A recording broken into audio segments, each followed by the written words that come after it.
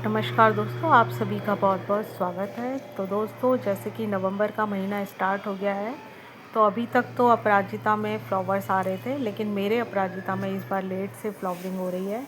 तो आप देख सकते हैं कि वाइट वाले में कितने सुंदर, और सबसे बड़ी बात है फूलों का साइज़ भी बहुत अच्छा खिला हुआ है। तो इस पर यूं ही फूल अभी बने रहे, उसके लिए मुझे अपने गार्डन में अपराजिता पे कुछ वर्क करना था, तो मैंने सोचा आपके साथ वीडियो शेयर कर लूँ। तो दोस्तों, सबसे पहले तो हमें अपने प्लांट्स में देखना होगा कि इस तरीके की फलियां ना बनी हो, क्योंकि अभी हमें इस प्लांट से फ्लावर्स चाहिए। तो अगर आपके प्लांट्स पे भी फलियां बनी हुई हैं तो उनको रिमूव कर दीजिए। आप उनको छाया में सुखा कर रख देंगे तो सीड्स भी रेडी हो जाएंगे।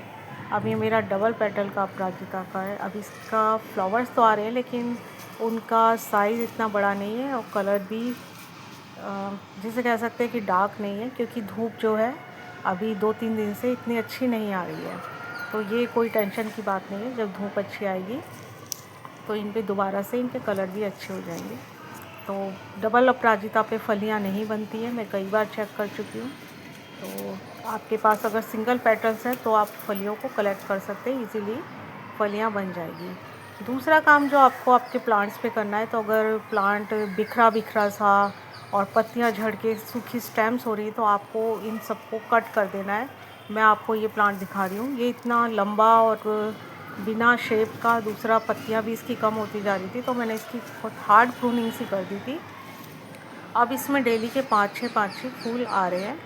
तो प्रूनिंग जो है अभी अपराजिता पे बहुत ज़रूरी है, क्योंकि सूखी स्टेम्स होंगी, और जब स्टेम्स पत्तियां ही हरी भरी नहीं रहेगी तो फिर फूल आना मुश्किल है। अगर आपका प्लांट हरा भरा भी है तो आप बिल्कुल ऊपर से जो टिप है उसको कट कर दीजिए। उससे जिस प्लांट्स में अगर फ्लावर नहीं आ रहे हैं, तो प्रूनिंग इस समय अगर आप करते हैं तो आपके प्लांट्स में बहुत ही, क्योंकि मैं अपने गार्डन में देख रही हूँ कि जिस जिस प्लांट की मैं प्रूनिंग कर रही हूँ वो दोबारा से फ्लावरिंग पर आ रहा है। और जितनी भी ये लंबी टहनियाँ, बेजान टहनियाँ हैं, क्योंकि हमें अपने प्लांट्स को घना बनाने की अभी अब ज़रूरत नहीं है, क्योंकि आगे ये डोरमेंसी पे ही चला जाएगा और हम नए प्लांट्स, और लेकिन अभी हमें इनसे फूल लेने हैं। और जब हम इनकी कटिंग करते हैं तो एक अच्छी शेप में आ जाती है, इनकी स्टेम मजबूत हो जाती है। दूसरा, आगे अगर सर्दी आएगी और अगर स्टेम मजबूत होगी तो आपका प्लांट पूरी तरीके से ख़राब भी नहीं होगा। तो ये प्रूनिंग का काम आपको इस मंथ में ज़रूर करना है। और जब प्रूनिंग अगर हम करते हैं तो उसके बाद हमारे प्लांट्स को कुछ खाद की भी ज़रूरत होती है। तो अगर आपके पास वर्मी कंपोस्ट है तो उसको ऐड कीजिए मिट्टी की गुड़ाई करके। लेकिन फ़िलहाल मेरे पास तो कोई भी ऑर्गेनिक खाद नहीं है, नर्सरी पर मेरा जाना नहीं हो पा रहा है, तो मेरे पास जो फल फ्रूट के छिलके आते हैं तो मैं तो उन्हीं से अभी काम चला रही हूँ। तो आप इस तरीके से प्लांट्स की गुड़ाई कर दीजिए, और मिट्टी को ऊपर नीचे कर देने से जो पत्तियां झड़ गई हैं वो भी मिट्टी में दब जाएंगी, और वो भी एक समय बाद वो भी एक फर्टिलाइज़र में कन्वर्ट हो जाएंगी, कंपोस्ट बन जाएंगी। तो दोस्तों, अभी फ़िलहाल मेरे पास बनाना पील्स हैं, ऑनियन पील्स हैं, तो इनको भी हम कम नहीं समझ सकते।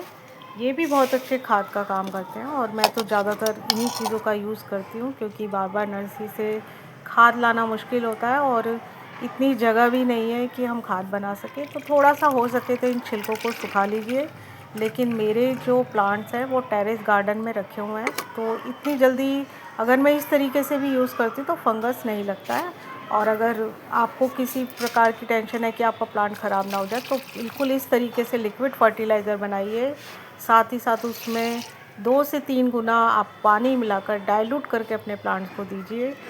और पानी देते वक्त आपको ध्यान रखना है कि प्लांट्स की मिट्टी जो है वो गीली ना हो, और उसको मिट्टी को ऊपर नीचे कर दीजिए।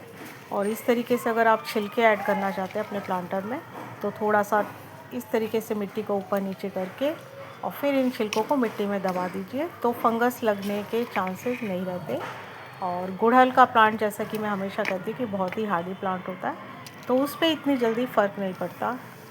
और अब जैसे कि सर्दियाँ आ गई हैं तो मूंगफली के छिलके भी निकलते हैं, तो आप थोड़ा थोड़ा अगर अपने प्लांट्स पे, क्योंकि इतनी बारिश होने के बाद सभी प्लांटर की मिट्टी आप देख ही रहे होंगे कि काफ़ी नीचे चली जाती है। तो बस इस तरीके से घर से निकली हुई चीज़ों से ही अपने प्लांट्स की केयर करते हैं। तो चाहे अपराजिता हो, गेंदे का हो या गुड़हल का हो। इन तीनों पे अभी सीज़न चल रहा है कि गुड़हल के फूल काफ़ी कम हो गए हैं हालांकि, लेकिन फिर भी कलियां बन रही हैं। तो जब तक बन रही है हम थोड़ा थोड़ा फर्टिलाइज़र इस तरीके से ऐड करेंगे, तो हम नवंबर के लास्ट तक अपने प्लांट से फूल ले सकते हैं। और सबसे बड़ी बात है कि जब फूलों का साइज़ बढ़िया निकल के आता है तो एक अलग ही रंगत आती है। तो आज के लिए इतना ही। अगर वीडियो अच्छी लगी तो प्लीज़ एक लाइक कीजिए, सब्सक्राइब कीजिए चैनल को। मिलते हैं नेक्स्ट वीडियो में। Bye and take.